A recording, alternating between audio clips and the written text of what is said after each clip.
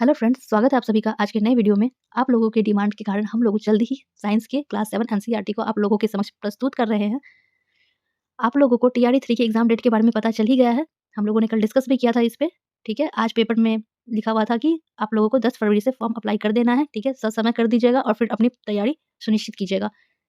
एक और बात पेपर में लिखी हुई थी कि एक समझदारी की ही बात है कि हम लोगों को अपनी तैयारी किस स्तर पर ले जानी है कि उसमें लिखा हुआ था कि टीआरई 1 में जो एग्ज़ाम का पैटर्न था, वो क्या था कि काफ़ी टफ था एग्ज़ाम में जो क्वेश्चन पूछा गया था, ठीक है? जिस वजह से कट ऑफ कम गया था। वहीं टीआरई 2 में टीआरई 1 के कंपैरिज़न में क्वेश्चन ईज़ी थे। ये मेरा कहना नहीं है, बीपीएससी के चेयरमैन अतुल प्रसाद जी का स्टेटमेंट है आज की न्यूज़पेपर में। तो उस कारण उसका कट ऑफ अधिक गया। तो इस कट ऑफ को कम करने के लिए इस बार टीआरई 3 में जो क्वेश्चन का लेवल होगा वो टीआरई 2 के कंपैरिज़न में थोड़ा टफ होगा और उनका कहना यह है कि छात्रों को अतिरिक्त समय मिला है तैयारी के लिए, तो अब वो कट ऑफ पर ध्यान ना देके अपनी तैयारी को और अच्छी बनाएँ, ठीक है? एक स्वस्थ प्रतिस्पर्धा आयोजित होने जा रही है, आप लोग कमर कस के अपनी तैयारी कीजिए, ठीक है? डरने की कोई ज़रूरत नहीं है, आपको एग्ज़ाम में अपनी हिम्मत नहीं हारनी है। आप अगर अपना धैर्य और हिम्मत एग्ज़ाम तक बनाए रखते हैं, तो निश्चित आपकी सफलता सुनिश्चित होगी, ठीक है? चलिए बिना समय गँवाए वीडियो को शुरू करते हैं। देखिए, इसमें फर्स्ट पॉइंट है जो जीव अपना भोजन स्वयं संश्लेषित करते हैं स्वपोषी कहलाते हैं। ठीक है कि स्वपोषी कहलाते कैसे जीव जो अपना भोजन स्वयं बनाते हैं। इसका आप उल्टा कर लीजिए कि जो जीव अपना भोजन स्वयं ना बनाकर दूसरों पर निर्भर रहते हैं उनको हम क्या कहते हैं, विषमपोषी कहते हैं या हेटरोट्रॉफ्स कहते हैं। यहाँ तो कोई दिक्कत नहीं है, इसका इसका यही हुआ। ठीक है, जो अपना भोजन बनाएंगे उनको स्वपोषी और जो जीव अपना भोजन स्वयं नहीं बना पाते दूसरों पर निर्भर रहते हैं उनको हेटरोट्रॉफ्स या विषमपोषी कहते हैं। ठीक है, अगला पॉइंट है पौधों की खाद फैक्ट्रियाँ हैं। ठीक है, देखिए हम लोग थोड़ा सा ना जल्दी जल्दी कवर करेंगे क्योंकि समय बिल्कुल भी नहीं है, तो आप लोग थोड़ा सा मैनेज करके चलिए। ठीक है, पौधों की खाद्य फैक्ट्री क्या है? ठीक है, तो फूड फैक्ट्री पौधों की क्या है? पत्तियाँ हैं, ठीक है ना? क्योंकि पत्तियों से ही प्रकाश संश्लेषण होता है और भोजन का निर्माण होता है, ठीक है? इसलिए पौधों की खाद्य फैक्ट्री क्या है? पत्तियाँ हैं। अगला पॉइंट है, कोशिका एक पतली बाह्य संरचना द्वारा घिरी होती है, जिसे कोशिका झिल्ली कहते हैं। देखिए, ये सब ना थोड़ा-थोड़ा सा फैक्ट मैं आप लोगों को बता देती हूँ और कॉन्सेप्ट भी बहुत जल्दी में समझने का प्रयास कीजिएगा। जैसे कोशिका ये है कोशिका का डायग्राम, ठीक है? ये है कोशिका का डायग्राम। इसमें शॉर्ट में समझते हैं कि कोशिका एक पतली बाह्य संरचना द्वारा घिरी होती है। मार्कर चेंज कर लेती हूँ। कोशिका एक पतली बाह्य संरचना द्वारा घिरी होती है जिसे कोशिका झिल्ली कहते हैं। तो देखिए ये जो आउटर आपको सरफेस दिख रहा है ना ऐसे, ऐसे, ऐसे करके, ठीक है? ये क्या हो गया? ये हो गया कोशिका झिल्ली। ये वाला पोर्शन कोशिका झिल्ली हो गया। ये जो बाहर का है ब्लैक कलर का ये आउटर है, लाइन है, वही आपका कोशिका झिल्ली है, ठीक है?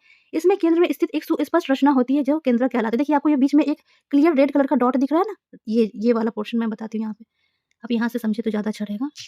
देखिए ये बीच में जो है डॉट ये क्या हो गया? केंद्रक हो गया, ठीक है?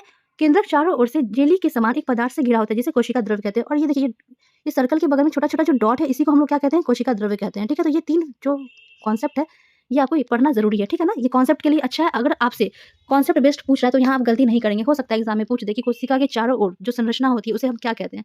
पतली झिल्ली के प्रकार की उसको हम कहते हैं कोशिका झिल्ली, ठीक है? चलिए, तो इसको देखिए एक बार जल्दी-जल्दी इस प्रकार की संरचना होगी तो इसको हम क्या बोलेंगे? कोशिका झिल्ली कहेंगे। बीच में जब हम एक सर्कल बना देंगे तो इसको हम केंद्रक बोलेंगे, ठीक है? और केंद्रक के चारों ओर जो छोटी-छोटी जेल जैसी संरचना होती है इसको हम क्या बोलते हैं? कोशिका द्रव्य कहते हैं, ठीक है? सॉरी, कोशिका द्रव्य कहते हैं। यहाँ तक आपको कोई दिक्कत नहीं, चलिए आप समय गँवाते नहीं हैं, आगे बढ़ते हैं। देखिए फ्रेंड्स, अगर आप लोगों को लग रहा है कि वीडियो में कुछ कोई भी कमी हो तो बताइएगा। हम लोग समय कम है इसलिए थोड़ा जल्दी-जल्दी पढ़ाने की कोशिश कर रहे हैं और आप लोग भी अभी इसी में मैनेज कर लीजिए। टीआरई 3 के बाद हम लोग कॉन्सेप्ट बेस्ड पढ़ेंगे, इसके लिए बिल्कुल परेशानी हुई है। और अगर आप लोग क्वेश्चंस की चाह रहे हैं कि हम लोग साइंस बेस्ड क्वेश्चन भी करें तो पहले कॉन्सेप्ट समझना ज़रूरी है। एनसीईआरटी को जब हम अच्छे से पढ़ लेंगे ना, बहुत जल्दी कंप्लीट करने की कोशिश करते हैं। अगर वो कंप्लीट हो जाता है तो उसके बाद हम लोग साइंस के जितने क्वेश्चंस बन सकते हैं हम लोगों से करेंगे। क्योंकि देखिए इसमें बस हम लोगों को साइंस नहीं देखना है, बाकी सब्जेक्ट पे भी ध्यान देना है। तो समय बचाना है, सारे सब्जेक्ट में हम लोगों को ध्यान देना है क्योंकि एक साइंस से हम लोगों का सिलेक्शन नहीं होगा। बाकी सब्जेक्ट्स को भी ध्यान देना होगा। अगर आप लोग का प्रेफ़रेंस साइंस है, तो आप लोग उसको थोड़ा-सा अपना भी आप लोग पढ़िए, ध्यान दीजिए, ठीक है ना? हम लोग से जितना प्रयास होगा हम लोग करवाने का प्रयास करें क्योंकि हम लोगों को ज्योग्राफी भी आप लोगों को प्रोवाइड करानी है, बाकी सब्जेक्ट भी और समय बहुत कम है, तो थोड़ा-सा आप लोग भी मैनेज कीजिए, ठीक है ना? चलिए, अगला पॉइंट है the leaves has a green the leaves have a green pigment called chlorophyll, ठीक है ना? पत्तियों में क्या होता है? ग्रीन पिगमेंट होता है जिसको हम लोग क्लोरोफिल कहते हैं, ठीक है? चलिए। उसके बाद है यह क्लोरोफिल सूर्य प्रकाश की ऊर्जा का संग्रहण करने में पत्ती की सहायता करता है, ठीक है? ये क्लोरोफिल क्या करता है? सूर्य की प्रकाश की ऊर्जा का संग्रहण करता है, स्टोर करता है सनलाइट को, ठीक है? क्यों करता है? क्योंकि यह फूड निर्माण में आवश्यक होता है। खाद्य संश्लेषण सूर्य के प्रकाश की उपस्थिति में होता है, इसलिए इसे प्रकाश संश्लेषण कहते हैं। कल हम लोग इस पे डिस्कशन कर चुके हैं, इसलिए टाइम वेस्ट करने की कोई आवश्यकता नहीं है। चलिए अगला पॉइंट है सभी जीवों के लिए ऊर्जा का चरम स्रोत है, ठीक है? सभी जीवों के लिए ऊर्जा का चरम स्रोत क्या है? सूर्य है। याद रखिएगा, पूछता है, एक क्वेश्चन पूछा हुआ था कि ऊर्जा का प्राथमिक स्रोत क्या है या ऊर्जा का सबसे व्यापक स्रोत क्या है? 67th बीपीएससी में, ठीक है ना? तो यह था सूर्य। क्या था? सन। ऊर्जा का सबसे व्यापक स्रोत कौन होगा? तो यह हो गया सूर्य, ठीक है? चलिए इसको आप पढ़ लीजिएगा, आगे बढ़ते हैं। अगला है यही सेम फॉर्मूला है, कल हम लोगों ने इसको देखा ही था, यहाँ पे 6 CO2 था, 2 था, उसको याद करने की ज़रूरत नहीं है, याद रखिए। अभिकारक के रूप में प्रकाश संश्लेषण की प्रक्रिया में कौन भाग लेता है? तो कार्बन डाइऑक्साइड और जल लेता है। एजेंट के रूप में सूर्य का प्रकाश और क्लोरोफिल की आवश्यकता होती है। प्रोडक्ट के रूप में ग्लूकोज बन रहा था। तो हम लोग पढ़े थे साइंस के फर्स्ट वीडियो में ग्लूकोज किसका प्रकार होता है, कार्बोहाइड्रेट का प्रकार होता है, इसलिए यहाँ ग्लूकोज ना लिख के कार्बोहाइड्रेट लिखा गया है और यहाँ ऑक्सीजन रिलीज होता है। ठीक है, तो इसको तो आप प्रोडक्ट को अच्छे से याद रखिएगा कि प्रकाश संश्लेषण की प्रक्रिया में प्रोडक्ट के रूप में क्या बनता है और निर्मुक्त क्या हो रहा है, तो ऑक्सीजन निर्मुक्त हो रहा है। यहाँ लिखा हुआ है ना कि इस प्रक्रिया में ऑक्सीजन निर्मुक्त होती है, तो यहाँ तक कोई दिक्कत नहीं है। आगे बढ़ते हैं, चलिए। उसके बाद है कार्बोहाइड्रेट अंततः पत्तियों में मंड या स्टार्च के रूप में संचित होता है। ठीक है ना, ये भी प्रश्न पूछा गया है कि देखिए इसमें समझाने का प्रयास किया गया कि प्रकाश संश्लेषण की प्रक्रिया के दौरान जो कार्बोहाइड्रेट का निर्माण होता है वो फाइनली क्या होता है ना कि स्टार्च के रूप में स्टोर हो जाता है। ठीक है ना, और स्टार्च का हिंदी रूप क्या है, हिंदी नाम क्या है, मंड है। तो मंड और स्टार्च देखिए कंफ्यूज नहीं होना है। ठीक है ना, तो कार्बोहाइड्रेट प्रकाश संश्लेषण की प्रक्रिया के दौरान आखिरी उत्पाद के रूप में किसमें परिणत होता है, या वो होता है किसमें, स्टार्च के रूप में। ठीक है, चलिए हम लोगों ने पहले क्लास 6 के फर्स्ट वीडियो में ही देखा था कि स्टार्च किसका प्रकार है, तो स्टार्च है कार्बोहाइड्रेट का प्रकार। ठीक है, ग्लूकोज किसका प्रकार है, कार्बोहाइड्रेट का प्रकार है। चलिए, पत्ती में स्टार्च की उपस्थिति का सूचक है। देखिए पत्ती में स्टार्च है यानी ये कैसे जानेंगे। ठीक है, तो प्रकाश संश्लेषण प्रक्रम के संपन्न होने का, अगर उसमें फोटोसिंथेसिस की प्रक्रिया पूरी हो रही है तो यह इंडिकेट करता है कि पत्ती में स्टार्च प्रेजेंट है। ठीक है, चलिए आगे बढ़ते हैं। अगला पॉइंट है शैवाल का रंग हरा होता है। क्यों होता है, बहुत इंपॉर्टेंट है। शैवाल का रंग हरा क्यों होता है, इसलिए क्योंकि उसमें क्लोरोफिल होता है, और जाहिर सी बात है कि अगर शैवाल में क्लोरोफिल होगा तो क्लोरोफिल किस चीज में हेल्प करता है, फोटोसिंथेसिस में। तो जब शैवाल के पास खुद का क्लोरोफिल है तो वो क्या करेगा, फोटोसिंथेसिस को खुद से कंप्लीट करेगा, है ना। इसलिए शैवाल अपना भोजन, यहाँ पे है कि शैवाल अपना भोजन किस प्रकार बनाते हैं, तो प्रकाश संश्लेषण के द्वारा। क्यों, क्योंकि उसमें क्लोरोफिल होता है। आगे बढ़ते हैं। अगला पॉइंट है कि कार्बोहाइड्रेट के निर्माण में, ठीक है, कार्बन, हाइड्रोजन और ऑक्सीजन होते हैं। ठीक है ना, कार्बोहाइड्रेट के निर्माण में कार्बन, हाइड्रोजन, ऑक्सीजन होते हैं। जैसे इसको हम एक एग्जांपल से समझाना चाहेंगे। जैसे देखिए ग्लूकोज का फार्मूला हम लोगों ने क्या पढ़ा था, C6H12O6। यहाँ तो कोई दिक्कत नहीं है ना। ग्लूकोज का एक फार्मूला पकड़िए, और हम जानते हैं कि ग्लूकोज का क्या होता है, कार्बोहाइड्रेट होता है। तो किसी भी कार्बोहाइड्रेट में मेन एलिमेंट क्या क्या होंगे, तो आप यहाँ पे देख सकते हैं C4 कार्बन, H4 हाइड्रोजन और O4 ऑक्सीजन। यानी कार्बोहाइड्रेट में कौन कौन से एलिमेंट होंगे, कार्बन होंगे, हाइड्रोजन होंगे और ऑक्सीजन होंगे। ठीक है, अगर आप लोगों को ग्लूकोज का फार्मूला याद होगा तो इससे आप लोग इसको अच्छे से बना लेंगे। अगला है पॉइंट है, देखिए अगला है प्रोटीन निर्माण में। प्रोटीन निर्माण में क्या जरूरत होती है, तो आपको तो ये तीनों याद रहेगा, कार्बन, हाइड्रोजन, ऑक्सीजन, तीनों प्रोटीन में जोड़ देना, और एक नाइट्रोजन याद रखिएगा। ठीक है ना, नाइट्रोजन बस आपको एक्स्ट्रा याद रखना है। कार्बोहाइड्रेट तो याद रहेगा, ग्लूकोज का फार्मूला याद है तो, और प्रोटीन कैसे रहेगा, बस इसमें एक नाइट्रोजन जोड़ दीजिएगा। तो ये 4 एलिमेंट प्रोटीन में उपस्थित होते हैं। आगे बढ़ते हैं। अगला पॉइंट है किसान अपने खेतों में उर्वरक तथा खाद डालते हैं, इसमें प्रचुरता होती है। ठीक है ना, उर्वरक तथा खाद में किस चीज की प्रचुरता होती है, तो इसमें नाइट्रोजन की प्रचुरता होती है। ठीक है ना, कल हम लोगों ने केचुआ के बारे में पढ़ा था कि केचुआ में हड्डियों की संख्या कितनी होती है, 0 होती है। ठीक है ना, केचुआ क्या करते हैं, मिट्टी को, उनका जो सूल होता है वो मिट्टी को बांध कर रखता है। केचुआ केचुआ के द्वारा जो अनपचा हुआ भोजन होता है वही क्या करता है, मिट्टी को उपजाऊ बनाता है। ठीक है ना, चलिए इसलिए केचुआ को किसान का मित्र कहते हैं। अगला पॉइंट है विषमपोषी पादप। विषमपोषी पादप क्या होता है, ठीक है, देखिए विषमपोषी पादप है मनुष्य तथा अन्य प्राणियों की भांति ही कुछ ऐसे पौधे होते हैं जो अपने पोषण के लिए अन्य पादपों द्वारा निर्मित खाद्य पर निर्भर रहते हैं। ठीक है, क्योंकि इनमें क्लोरोफिल नहीं होता, जिस कारण प्रकाश संश्लेषण भी नहीं हो पाता। यह पादप विषमपोषी कहलाते हैं। तो विषमपोषी क्या हुआ कि वैसे भी कुछ प्लांट्स होते हैं जो फोटोसिंथेसिस की प्रक्रिया पूरी नहीं कर पाते। क्यों नहीं कर पाते, क्योंकि उसमें क्लोरोफिल प्रेजेंट नहीं होता। तो वो वैसे प्लांट पर डिपेंड करते हैं जिसमें यह प्रक्रिया पूरी होती है। ठीक है, तो यानी वह उस पर निर्भर होते हैं। तो वह पौधा, इससे पहले इसका एक एग्जांपल देख लीजिए कि अमरबेल जो होता है, अमरबेल का जो प्लांट होता है वह विषमपोषी और परजीवी पादप का उदाहरण है। बहुत इंपॉर्टेंट क्वेश्चन है।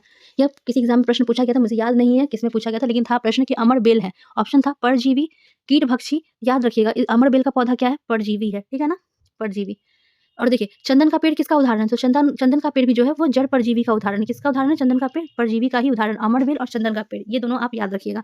अगला पॉइंट है, इसमें थोड़ा सा कॉन्सेप्ट समझ लीजिए। अमरबेल पौधों में क्या होता है, क्लोरोफिल नहीं होता है। तो जब उसमें क्लोरोफिल नहीं होता है तो वह क्या करेगा, उसमें प्रकाश संश्लेषण की प्रक्रिया नहीं होगी। जब प्रकाश संश्लेषण की प्रक्रिया नहीं होगी तो खाने का निर्माण नहीं होगा। खाने का निर्माण नहीं होगा तो फिर क्या होगा, वह दूसरे पौधों पर आश्रित होगा। तो वह पौधा जो उसको अपने ऊपर आश्रित बनाता है उस पौधे को हम कहते हैं परपोषी। क्या कहते हैं, परपोषी।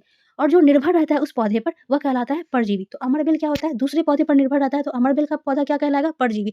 जिस पौधे पर वह आश्रित है वह आश्रित रखने वाला पौधा क्या कहलाएगा, परपोषी कहलाएगा। इसमें आप लोगों को कोई दिक्कत नहीं है। अब देखिए अमरबेल किसी पौधे पर निर्भर है तो उससे क्या होगा, क्योंकि इसमें तो प्रकाश संश्लेषण की प्रक्रिया नहीं हो रही है, तो यह क्या करेगा कि वह परपोषी के अमूल्य पोषक से उसी को वंचित कर देगा। ठीक है, यह एक प्रकार का क्या इंडिकेट कर रहा है, इंडिकेट कर रहा है कि दूसरे पौधे को नुकसान हो रहा है। ठीक है ना, जो पौधा इसको आश्रित अपने ऊपर रख रहा है उसको खुद पोषक तत्वों की प्राप्ति नहीं हो रही है। ठीक है ना, तो इसका एक टर्म हम लोग आगे पढ़ेंगे, इस प्रक्रिया को क्या कहते हैं, जब एक को फायदा हो रहा है और एक को नुकसान हो रहा है। ठीक है ना, तो इस प्रोसेस को एक टर्म दिया गया है कम्युनलिज्म। जैसे आप लोगों ने म्यूचुअलिज्म पढ़ा है ना, कि म्यूचुअलिज्म में क्या होता है कि हम भी फायदे में हैं और आप भी फायदे में हैं। ठीक है ना, लेकिन कम्युनलिज्म में क्या होता है कि बस एक को फायदा होगा और दूसरे को नुकसान। ठीक है ना, तो अमरबेल को क्या हुआ, यहाँ पे फायदा हो रहा है और वह परपोषी वाले पौधे को नुकसान हो रहा है। ठीक है ना, चलिए आगे बढ़ते हैं। अगला पॉइंट है कीटभक्षी पादप में पत्तियां घट में रूपांतरित होती हैं।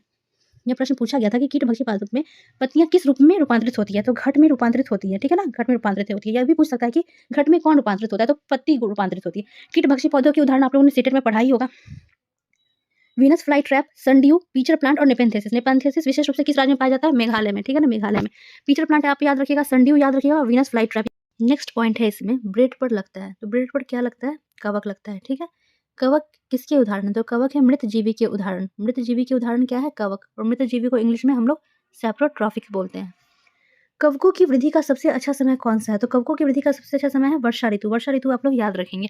कम्युनलिज्म में हम लोगों ने पहले ही डिस्कशन किया है, एक जीव को फायदा दूसरे को नुकसान, ठीक है। चलिए इसमें समय बर्बाद नहीं करना है, इसी में हम लोगों ने अमरबेल का उदाहरण देखा था। आगे है सहजीवी संबंध, तो सहजीवी संबंध क्या होता है, कुछ जीव एक दूसरे के साथ रहते हैं तथा अपना आवास एवं पोषक तत्व एक दूसरे के साथ बांटते हैं, इन्हें सहजीवी संबंध कहते हैं, ठीक है। दोनों मतलब परस्पर आवास और पोषक तत्व की साझेदारी कर रहे हैं, जिससे दोनों को फायदा हो रहा है, यह क्या कहलाता है, म्यूचुअलिज्म कहलाता है। इसी को हम लोग हिंदी में सहजीवी संबंध कहते हैं और इसी को हम लोग सिम्बायोसिस कहते हैं। तो सिम्बायोसिस देख के कंफ्यूज नहीं होना एग्जाम में, वह म्यूचुअलिज्म को ही इंडिकेट करता है, ठीक है। आगे बढ़ते हैं, चलिए इसका उदाहरण आप याद रखेंगे, सहजीवी संबंध का उदाहरण। बस अभी उदाहरण देखिए, कवक और वृक्ष की जड़ों के बीच में जो संबंध होता है वह कैसा संबंध है, सहजीवी संबंध, क्योंकि दोनों को फायदा हो रहा है। कैसे फायदा हो रहा है, देखिए वृक्ष कवक को पोषण प्रदान करते हैं, बदले में उन्हें जल एवं पोषकों के अवशोषण में सहायता मिलती है, ठीक है। वृक्ष कवक को पोषण प्रोवाइड करते हैं और कवक उसके बदले में उनको क्या करते हैं, जल और पोषक के अवशोषण में सहायता करते हैं, ठीक है। चलिए आगे बढ़ते हैं। देखिए अगला पॉइंट है लाइकेन। लाइकेन किसका सहभागिता होता है, लाइकेन में किसकी सहभागिता होती है, तो ये दोनों चीज़ आप एकदम कंठस्थ कर लेंगे। लाइकेन में कवक और शैवाल की पार्टिसिपेशन होती है। यह बीपीएससी में पूछा गया प्रश्न है, जो कि कंबाइंड सिविल सर्विसेज होता है, उसमें 2-3 बार ये क्वेश्चन रिपीट किया गया है, इसलिए आप इसको पढ़ेंगे, ठीक है। चलिए देखिए एग्जाम में प्रश्न कैसे पूछे जाएंगे किसी को नहीं पता इस बारे में, ठीक है। हम लोग संभवतः उसी सब टॉपिक को कर रहे हैं जिससे एग्जाम में प्रश्न पूछा गया है और पढ़ना भी इसी प्रकार से चाहिए, ठीक है ना। चलिए तो देखते हैं आगे। लाइकेन के दो भागीदार कवक तथा शैवाल होते हैं, ठीक है। लाइकेन के दो भागीदार क्या होते हैं, कवक और शैवाल होते हैं। अब देखते हैं दोनों कैसे सहजीविता का उदाहरण है, कैसे मतलब सहजीविता अर्थात दोनों को कैसे फायदा हो रहा है। देखिए शैवाल में क्लोरोफिल होता है जबकि कवक में नहीं, ठीक है। शैवाल में क्लोरोफिल होता है इसलिए उसमें प्रकाश संश्लेषण की प्रक्रिया संपन्न होती है, हम लोग पहले भी देख चुके हैं। जबकि कवक में क्लोरोफिल नहीं होता है और वह प्रकाश संश्लेषण की प्रक्रिया को संपन्न नहीं कर पाता। जब वह प्रकाश संश्लेषण की प्रक्रिया को संपन्न नहीं कर पाता तो वह क्या करता है, खाद्य निर्माण नहीं कर पाता, ठीक है। तो भोजन के लिए वह किस पर निर्भर हो जाता है, शैवाल पर निर्भर हो जाता है, ठीक है। इसके बदले में वह शैवाल को रहने का स्थान अर्थात आवास, जल एवं पोषक तत्व उपलब्ध कराता है तथा बदले में शैवाल प्रकाश संश्लेषण द्वारा संश्लिष्ट खाद्य कवक को देता है, ठीक है। दोनों एक दूसरे को हेल्प कर रहे हैं, कवक और शैवाल दोनों, इसलिए यह किसका उदाहरण है, म्यूचुअलिज्म का। अगला पॉइंट है उर्वरक एवं खाद में होते हैं, ठीक है। उर्वरक और खाद में क्या होते हैं, तो नाइट्रोजन होता है, पोटेशियम होता है, फास्फोरस, इसको याद रखिएगा, एनकेपी याद रखिएगा, ठीक है ना। देखिए नाइट्रोजन एन को इंडिकेट किया गया, पोटेशियम, पोटेशियम का आपको पता है नाम क्या होता है, कालियम होता है, KALIUM। आप लोग कभी केमिस्ट्री पढ़े होंगे तो आप जानते होंगे पोटेशियम को। पोटेशियम को क्या बोलते हैं, कालियम बोलते हैं, इसलिए यहाँ के लिखा गया है। और फास्फोरस तो पी से इंडिकेट होता ही है, ठीक है ना। तो आपको टेंशन नहीं लेना है ज़रा सा भी, ये अगर आपको नहीं भी याद है कोई बात नहीं, जैसे मैंने कालियम बताया तो आपको नहीं याद है तो कोई बात नहीं, आप याद रखिए ना, नाइट्रोजन, पोटेशियम और फास्फोरस, ठीक है। नाइट्रोजन इसमें सबसे ज़्यादा मात्रा में होता है उर्वरक और खाद में। जैसे नाइट्रोजन का रेशियो होता है 7:2:1, नाइट्रोजन 7 हो गया, पोटेशियम 2 हो गया और फास्फोरस 1 के रेशियो में होता है, ठीक है। यहाँ तो कोई दिक्कत नहीं है। चलिए आगे बढ़ते हैं। देखिए कुछ जीवाणु जो राइजोबियम कहलाते हैं वायुमंडलीय नाइट्रोजन को विलेय पदार्थों में परावर्तित कर देते हैं या परिवर्तित कर देते हैं, ठीक है। कुछ बैक्टीरिया क्या करते हैं, उनको हम राइजोबियम भी कहते हैं, वह क्या करते हैं, वायुमंडलीय नाइट्रोजन को विलीय पदार्थों में, जो मतलब सॉल्यूट पार्टिकल्स होता है उसमें चेंज कर देते हैं, ठीक है। क्योंकि वायुमंडल में जो नाइट्रोजन होता है उसको डायरेक्ट इंटेक नहीं किया जा सकता है, तो इसको क्या किया जाता है कि बदल दिया जाता है नाइट्रेट के फॉर्म में, ठीक है ना। चलिए तो ये राइजोबियम जीवाणु एवं फलीदार पौधों के बीच सहजीवी संबंध है, ठीक है ना। चलिए याद रखिएगा, राइजोबियम जीवाणु कहाँ पे पाया जाता है, फलीदार पौधों के गांठों में पाया जाता है। इसका हम लोग क्वेश्चन बनाएंगे तो इसको अच्छे से समझेंगे, ठीक है। अभी फिलहाल के लिए इतना ही, आगे बढ़िए। देखिए अब है कि मधुमक्खी एवं मरमर पक्षी। मरमर पक्षी को ये हमिंग बर्ड कहते हैं, सबसे छोटा पक्षी बी हमिंग बर्ड ही होता है, ठीक है ना। तो इसको हिंदी में मरमर पक्षी कहते हैं। तो एग्जाम में कंफ्यूज नहीं हो जाना, एनसीईआरटी में हो सकता है कि मरमर लिखा हुआ है तो आपसे हमिंग बर्ड की जगह मरमर लिख दे, तो इसको आप टैकल कर लीजिएगा। मधुमक्खी एवं मरमर पक्षी क्या होते हैं, चूसते हैं क्या, पौधों का मकरंद चूसते हैं, ठीक है ना। मकरंद चूसते हैं यानी रस चूसते हैं, मकरंद। चलिए आगे बढ़ते हैं। स्टार फिश जिसको हम लोग तारा मछली भी बोलते हैं, ये अपना भोजन कैसे करती है, ठीक है। यही स्टार फिश का डायग्राम है। क्या ये फिश है, स्टार फिश क्या फिश होती है, बिल्कुल भी नहीं, स्टार फिश फिश नहीं है, याद रखिएगा। फिश लिखा है बट ये फिश नहीं है, चलिए कंफ्यूज नहीं होना एग्जाम में। स्टारफिश का यहाँ आकृति बना हुआ है, यहाँ पे आप देख रहे हैं ऐसा ऐसा, यह है स्टारफिश। ठीक है, देखिए स्टारफिश का खाना क्या होता है, यह कैल्शियम कार्बोनेट के कठोर कवच वाले जंतुओं का आहार करती है। ठीक है ना, वैसे जंतु जिनका कवच कैल्शियम कार्बोनेट का बना होता है उसको यह खाती है। कौन? स्टारफिश खाती है। ठीक है, कैल्शियम कार्बोनेट का फॉर्मूला क्या होता है, चलिए थोड़ा केमिस्ट्री का भी ज्ञान ले लेते हैं। कैल्शियम कार्बोनेट का फॉर्मूला होता है CaCO3। ठीक है, CaCO3 किसका सूत्र है? कैल्शियम कार्बोनेट का। बुझा हुआ चूना किसको बोलते हैं या बिना बुझा हुआ चूना किसको कहते हैं, ये भी आप अच्छे से देख लेंगे। ठीक है, चलिए आगे बढ़ते हैं। एग्जाम में प्रश्न पूछा हुआ है, देखिए बिना बुझा हुआ चूना का फॉर्मूला हो जाता है CaO। ठीक है, और बुझा हुआ चूना का फॉर्मूला होता है Ca ब्रैकेट में OH। ठीक है ना, यहाँ पे आप एक बार कंफर्म कीजिएगा होल्ट वाइज है या नहीं, अभी कंफ्यूजन थोड़ा सा हो रहा है। ठीक है ना, आप इसको चेक कर लीजिएगा। चलिए आगे बढ़ते हैं। तो स्टारफिश किसको खाती है? कैल्शियम कार्बोनेट के कठोर कवच वाले जंतुओं का आहार करती है। ठीक है, स्टारफिश क्या करती है, जब कवच खोलने के बाद ये अपने मुख से अपना आमाशय बाहर निकाल, इसको अभी पढ़ने की आवश्यकता नहीं है, आगे बढ़ते हैं। ठीक है, अभी समय नहीं है उतना ज़्यादा, तो चलिए बस इतना याद रखेगा कि स्टारफिश का आहार क्या है, कैल्शियम कार्बोनेट वाले कवच वाले जंतु को यह खाती है। ठीक है, अब देखिए अब हम लोग ना ह्यूमन बॉडी के बारे में कुछ पढ़ेंगे, तो ये सारा डायग्राम बना हुआ है। ठीक है ना, इसको अभी पढ़ने का समय नहीं है, बस मोटा मोटी जो इंपॉर्टेंट है उसको याद रखते हैं। ठीक है ना, क्योंकि इसमें से बहुत बच्चे होंगे जिनका बायोलॉजी अच्छा नहीं होगा और कुछ का बहुत अच्छा होगा, तो जिनको अच्छा आता है बायोलॉजी उनके लिए बहुत जल्दी ये समझ जाएंगे फोटोज देख के, लेकिन जिनका बायोलॉजी अच्छा नहीं है तो उनको समझने में थोड़ी कठिनाई स्टार्टिंग में होगी। ठीक है ना, समय बहुत कम है, एग्जाम के लिए बिल्कुल बचा नहीं है टाइम, तो अभी ये फैक्ट को छोड़ते, इसमें जो रटने वाली चीज़ होगी या जो फैक्ट होगा समझने वाला, वो हम लोग जल्दी जल्दी समझ लेते हैं। ठीक है ना, चलिए हम लोग TRE 3 एग्जाम के बाद ना समय मिलता है तो ज़रूर कॉन्सेप्ट पूरा समझने का प्रयास करेंगे। ठीक है, इसके लिए आप लोग बिल्कुल भी टेंशन नहीं लीजिए।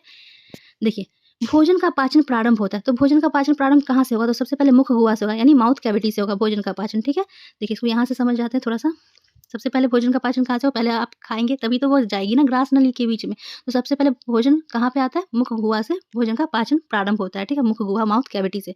अब देखिए भोजन जाने का क्रम, शरीर में भोजन कैसे कैसे गुजरता है, तो सबसे पहले मुख गुहिका। ठीक है, इसको मैं अभी समझाती हूँ। फिर ग्रास नली या ग्रशिका, इस फिर आमाशय, फिर क्षुद्रांत। क्षुद्रांत हमेशा एग्जाम में रहता है क्वेश्चन ना, तो इसको लोग समझते नहीं है कि है क्या। क्षुद्रांत को ही छोटी आंत कहते हैं। ठीक है ना, क्षुद्रांत को क्या बोलते हैं, छोटी आंत कहते हैं। उसके बाद बृहद्रांत होता है, बड़ी आंत। तो हिंदी देख के कभी कभी ना लोग का सर घूम जाता है। ठीक है, कि कौन सा टर्म है, तो इसको आप अच्छे से याद रखिएगा। लार्ज, इससे अच्छा आप इसका इंग्लिश वर्जन देख लीजिएगा कि लार्ज इंटेस्टाइन पूछा जा रहा है, स्मॉल इंटेस्टाइन। ठीक है ना, चलिए और देखिए अंतिम में क्या होता है, ये मलद्वार से होकर भोजन बाहर निकल जाता है। ठीक है, तो सबसे पहले मुख गुहिका, ये सीक्वेंस आप एकदम क्रम में ही याद रखिएगा। मुख गुहिका सबसे पहले आएगा, फिर ग्रास नली होगा, फिर आमाशय होगा, फिर क्षुद्रांत होगा, फिर बृहद्रांत होगा जिसको हम लोग बड़ी आंत कहते हैं, मलद्वार। ठीक है, एक बार डायग्राम से समझ लेते जल्दी जल्दी। ठीक है, देखिए सबसे पहले माउथ से ये फूड है। ठीक है, ये फूड है, ये सबसे पहले क्या हुआ, मुख गुहिका में आया। फिर ठीक है, ग्रास नली कहाँ पे है, ये हाँ आपका हो गया ग्रास नली या ग्रशिका इसको बोलते हैं, ये है ना ओएसोफेगस। सबसे पहले भोजन क्या हुआ, मुंह से अंदर गया ग्रास नली से पार होते हुए। ठीक है, ग्रास नली के बाद ये कहाँ पे जाएगा, देखिए आमाशय।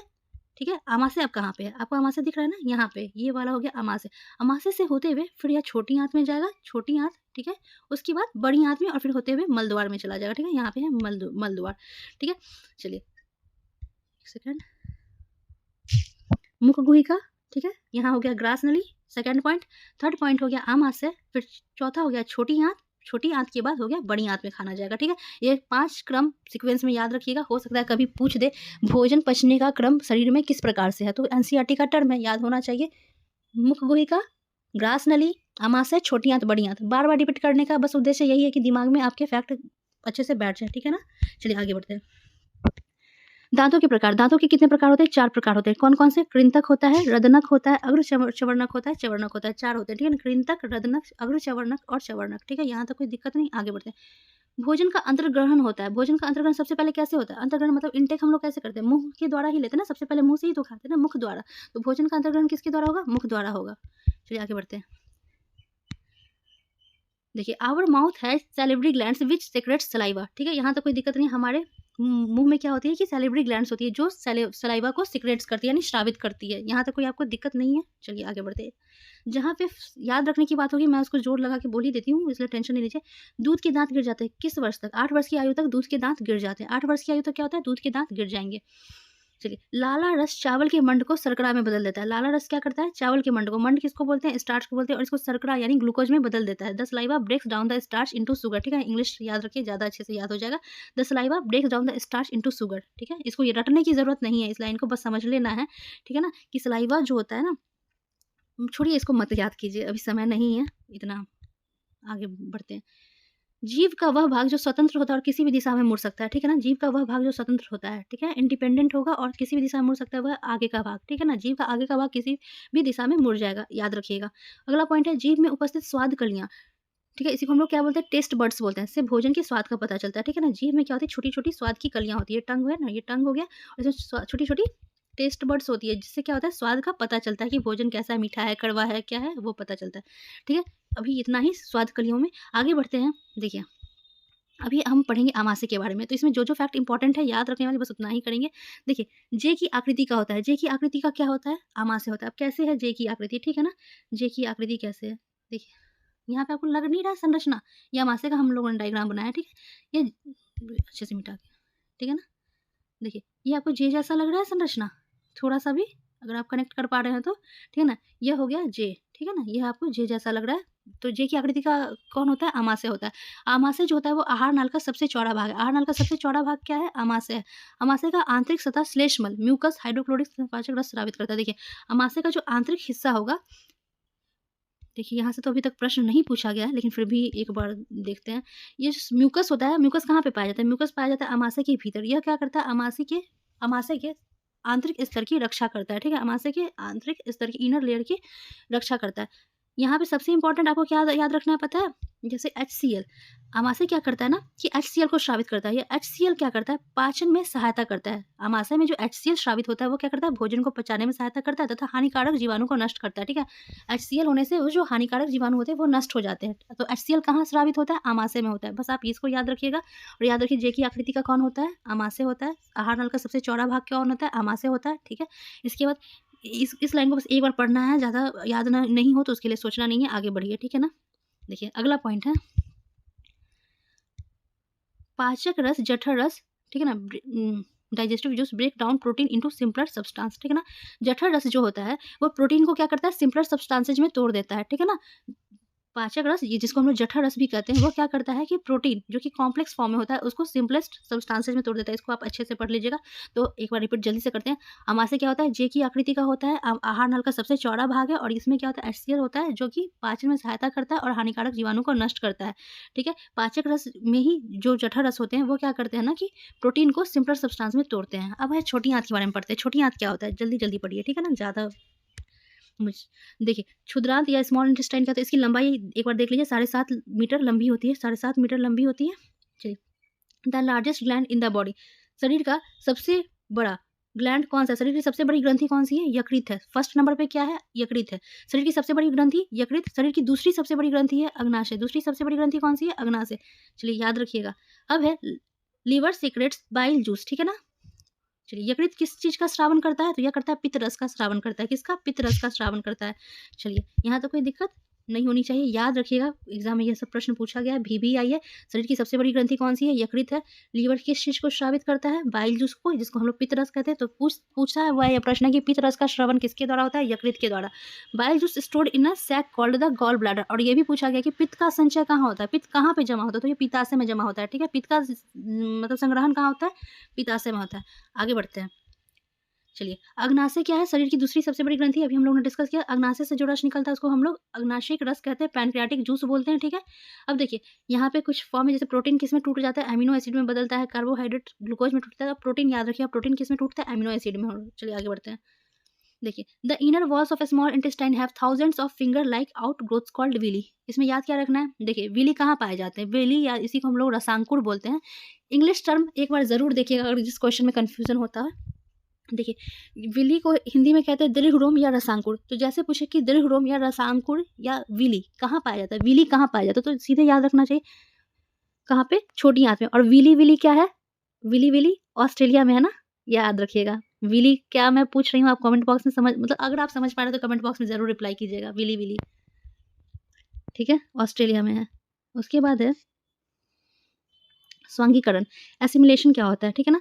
अवशोषित पदार्थों का स्थानांतरण रुधिर वाहिकाओं द्वारा शरीर के विभिन्न भागों तक होता है, जहाँ इसका उपयोग जटिल पदार्थों को बनाने में किया जाता है। इस प्रक्रम को स्वांगीकरण कहते हैं, ठीक है? देखिए, अवशोषित पदार्थों का स्थानांतरण यानी जो स्मॉल इंटेस्टाइन ये सब में जो भोजन पचता है, जब वो अवशोषित हो जाता है, तो इसका स्थानांतरण क्या होता है? ब्लड वेसल्स जो होता है, शरीर में जो ब्लड वेसल्स होते हैं, वो शरीर के विभिन्न भागों तक पहुँचा देते हैं, ठीक है ना? जहाँ इसका उपयोग जटिल पदार्थों को बनाने में किया जाता है। इस प्रक्रम को स्वांगीकरण कहते हैं। चलिए, यहाँ तक कोई दिक्कत नहीं है। भोजन का वह भाग जिसका पाचन नहीं हो पाता अथवा अवशोषण नहीं होता, भेज दिया जाता है बृहदांग यानी लार्ज इंटेस्टाइन में। जैसे जो भोजन पच जाता है ना, 2 कॉन्सेप्ट इसमें याद रखिए, यह समझना है, ठीक है? जो भोजन पच जाएगा वो ब्लड वेसल्स के द्वारा शरीर के डिफरेंट पार्ट्स में पहुंच जाएगा, ताकि वहाँ पे क्या होगा कि जो भी जटिल कॉम्प्लेक्स बना हुआ जटिल पदार्थ बना होता है वो निर्माण हो जाए। और जो भोजन नहीं पच पाता है वह क्या होता है? लार्ज इंटेस्टाइन से होते होते फिर मलद्वार के रूप में बाहर निकल जाता है, मलद्वार से बाहर निकल जाता है, ठीक है? अब देखिए कि बृहदांत्र लार्ज इंटेस्टाइन की लंबाई कितनी होती है? 1.5 मीटर लंबी होती है। लार्ज इंटेस्टाइन 1.5 मीटर लंबी, ठीक है? यानी स्मॉल इंटेस्टाइन की लंबाई ज़्यादा है, लार्ज इंटेस्टाइन की लंबाई क्या है? कम है। इसका मुख्य काम अभी हम लोग पढ़े हैं ना कि यह क्या करता है, जो भोजन नहीं पचता है वो लार्ज इंटेस्टाइन में चला जाता है, और ये क्या करता है कि जल और कुछ लवणों का अवशोषण करते हैं। भोजन कहाँ पे पचता है? विशेष रूप से छोटी आंत में, ठीक है? और जल और कुछ लवणों का अवशोषण कहाँ होता है? लार्ज इंटेस्टाइन में, ठीक है? चलिए, अपचित पदार्थ मलाशय में चला जाता है तथा समय समय पर गुदा द्वारा यह मल बाहर निकाल दिया जाता है, इसे निष्कासन कहते हैं। अभी हम लोगों ने पढ़ा जो भोजन नहीं पच पाता लार्ज इंटेस्टाइन से होते हुए मलद्वार से होकर बाहर निकल जाता है शरीर से।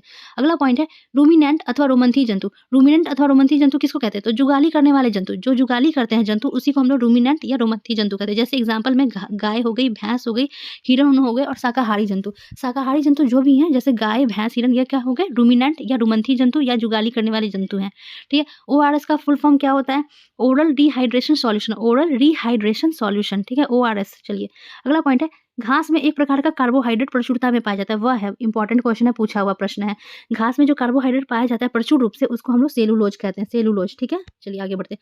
अमीबा जलाशय में पाए जाने वाला एक कोशिकीय जीव है। अमीबा कैसा जीव है? एक कोशिकीय जीव है, सिंगल सेल्ड है, ठीक है? चलिए, amoeba constantly changes its shape and position, it pushes out one or more finger like projections called pseudopodia, false feet, पादाब या कूटपाद। देखिए, इसको 4 बार इसलिए लिखा गया क्योंकि ये क्वेश्चन काफी इंपॉर्टेंट है।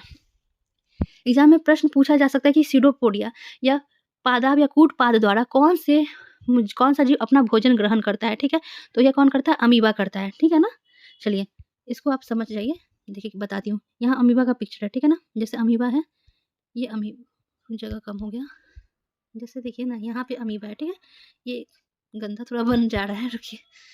अच्छा, यहीं से समझिए, टाइम वेस्ट नहीं करना चाहिए। अमीबा है, ठीक है ना? अमीबा अपना भोजन क्या करेगा? अगर उसका भोजन यहाँ पे होगा ना, तो ये अपने शरीर को, अगर इसका भोजन यहाँ रखा हुआ तो ये अपने शरीर को ना थोड़ा-सा फैला लेता है उस भोजन को ग्रहण करने के लिए। इसी को यही प्रक्रिया को हम लोग क्या कहते हैं? स्यूडोपोडिया, यानी झूठ का, स्यूडो मतलब होता है झूठा, ठीक है ना? तो ये क्या होता है कि अपने फॉल्स फिट, क्योंकि ये तो उसका सच्चा नहीं है ना, स्यूडो हो रहा है, तो स्यूडोपोडिया के द्वारा ये क्या करता है? अपने भोजन को इंटेक करता है, ठीक है? Pseudopodia helps for movement and capture of food. यहाँ पे एक लाइन लिखा हुआ है ना कि pseudopodia helps for movement and capture of food. यही स्यूडोपोडिया जिस कारण वो अपने शरीर को थोड़ा सा बढ़ा लेता है और भोजन को अपने अंदर इंटेक कर लेता है। इसी प्रोसेस को हम क्या बोलते हैं? अमीबा का भोजन ग्रहण करने की प्रक्रिया, ठीक है? आगे बढ़ते हैं। पाचक रस स्रावित करने वाली ग्रंथियां कौन कौन सी है? तो अभी हम लोगों ने देखा ना, लाला ग्रंथि। लाला ग्रंथि से क्या होता है? सलाइवा निकलता है। यकृत क्या होता है? यकृत से पित्त निकलता है, और पित्त कहाँ पे वो संग्रह होता है? पित्ताशय में संग्रह होता है। अग्नाशय से पैनक्रियाटिक जूस निकलता है। आमाशय की भित्ति से अभी हम लोगों ने पढ़ा कि HCl निकल रहा है, ठीक है ना? चलिए, पोषण क्या एक जटिल प्रक्रम है जिसमें क्रमवार सम्मिलित है। पोषण में क्या होता है? अंतर्ग्रहण होता है, मतलब जब हम लोग भोजन खाते हैं फिर उसका पाचन होता है, फिर वो अवशोषित होता है सबसे ज़्यादा छोटी आंत में। फिर स्वांगीकरण क्या होता है कि जब हम भोजन पच जाता है तो स्वांगीकरण में क्या होता है कि शरीर के विभिन्न भागों में वहाँ जाता है, फिर वहाँ पे जटिल पदार्थ बनाता है। और निष्कासन क्या होता है? जब जो भोजन नहीं पचता वो बड़ी आंत से होते हुए मलद्वार तक शरीर से बाहर निकल जाता है। तो ये स्टेप एकदम आप याद रखिएगा, क्रम। सबसे पहले क्या होगा? अंतर्ग्रहण होगा, ठीक है ना? सबसे पहले होगा अंतर्ग्रहण, फिर होगा पाचन, फिर होगा अवशोषण, फिर स्वांगीकरण, फिर निष्कासन, ठीक है ना? अगला पॉइंट है मंड जैसे कार्बोहाइड्रेट का पाचन प्रारंभ होता है, ठीक है ना? तो किसी भी कार्बोहाइड्रेट का पाचन कहाँ से प्रारंभ होता है? मुख से, क्योंकि वहीं से तो हम लोग खा रहे हैं ना, तो सबसे पहले प्रक्रिया वहीं से शुरू होती है। प्रोटीन का पाचन प्रारंभ होता है, इंपॉर्टेंट क्वेश्चन है, याद रखिएगा। प्रोटीन का पाचन होता है आमाशय में। प्रोटीन कहाँ पे पचता है? आमाशय में, ठीक है? सबसे पहले यूरिया संश्लेषण या पित्त का स्राव होता है। पित्त का स्राव अभी हम लोगों ने पढ़ा ना, यकृत से होता है। और पित्त का संग्रहण कहाँ होता है? पित्ताशय में होता है। अग्नाशिक स्राव, स्राव का निष्कासन कहाँ होता है? यानी पैनक्रियाटिक जूस कहाँ से निकलता है? तो ये अग्नाशय से निकलता है। कोई दिक्कत नहीं होनी चाहिए। चलिए, भोजन के सभी घटकों का पाचन पूरा होता है क्षुद्रांत में। देखिए, सबसे ज़्यादा हम लोग ने पढ़ा नहीं, भोजन सबसे अधिक कहाँ पे पचता है? तो छोटी आंत में। तो भोजन के सभी घटकों का पाचन पूरा होता है क्षुद्रांत यानी स्मॉल इंटेस्टाइन में, ठीक है? गाय, भैंस एवं हिरन जैसे घास खाने वाले जंतु रोमंथी कहलाते हैं। वे पत्तियों का अंतर्ग्रहण तीव्रता से करके उन्हें निगल लेते हैं तथा रूमेन में भंडारित कर लेते हैं। कुछ अंतराल के बाद भोजन पुनः मुख में आ जाता है तथा पशु धीरे-धीरे जुगाली कर उसे चबाते हैं, ठीक है? आपको समझ में आया ये कॉन्सेप्ट? रूमिनेंट या जुगाली करने वाले जंतु क्या होता है कि एक ही बार में वो काफ़ी क्वांटिटी में पत्ती या कुछ अंतर उनको इनटेक करते हैं, अंतर्ग्रहण कर लेते हैं और उसको अपने रूमेन में भंडारित कर लेते हैं। कुछ समय बाद खुद वह जो खाना होता है उनके मुँह में आ जाता है और वो धीरे-धीरे उसको चबाते रहते हैं, चबाते रहते हैं। इसी प्रक्रिया को हम लोग जुगाली करना कहते हैं। अमीबा में भोजन का अंतर्ग्रहण किसके द्वारा होता है? पादाप के द्वारा।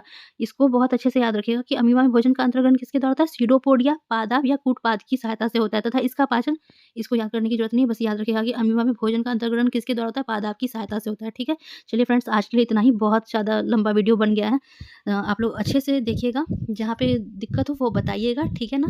क्योंकि हम लोगों को भी इतना एक्सपीरियंस नहीं है इन सब चीज़ों का, तो आप लोग भी बताइएगा, अपना फीडबैक दीजिएगा, अच्छा लगता है, ठीक है? चलिए, thank you for watching video.